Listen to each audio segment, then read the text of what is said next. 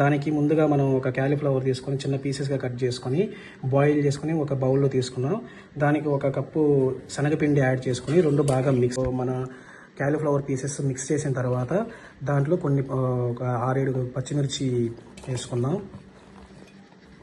పుదీనా యాడ్ చేసి దాంతోపాటు 2 నుంచి 3 కరివేపాకు రెబ్బలు అల్లం తురుము కాస్త వేసి బాగా మిక్స్ చేసుకోవాలి. దానికి రుచికి సరిపడా సాల్ట్ వేసుకొని మొత్తం మిక్స్ చేసుకుందాం. సాల్ట్ అవన్నీ వేసిన తర్వాత ఒక టేబుల్ స్పూన్ కారంతో పాటు కొంచెం లైట్గా ఆయిల్ వేసుకుంటే మనకు బాగా మిక్స్ అవుతాయి అన్నీ. చివరిగా కొంచెం నీళ్ళు కూడా యాడ్ చేసుకుంటే మనకు అన్నీ బాగా మిక్స్ అవ్వడానికి ఈజీగా ఉంటుంది. కొంచెం నీళ్ళు యాడ్ చేయండి. మనం ఇప్పుడు వాటర్ పోసి బాగా మిక్స్ చేసుకున్నాం కదా, ఇప్పుడు మనం స్టవ్ వెలిగించామండి, అందులో ఆయిల్ వేసాము.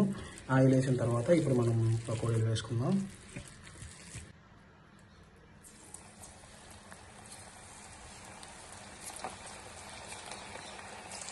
అంతే అండి, ఇంకా మనకి వేడివేడిగా పకోడీలు రెడీ అయినట్లే ఈరోజు ఈవినింగ్ స్నాక్స్కి.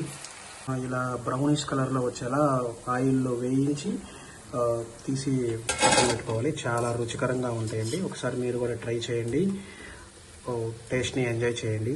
Thank you. ఫైనల్గా మనకి పకోడీ రెడీ అయిపోయింది.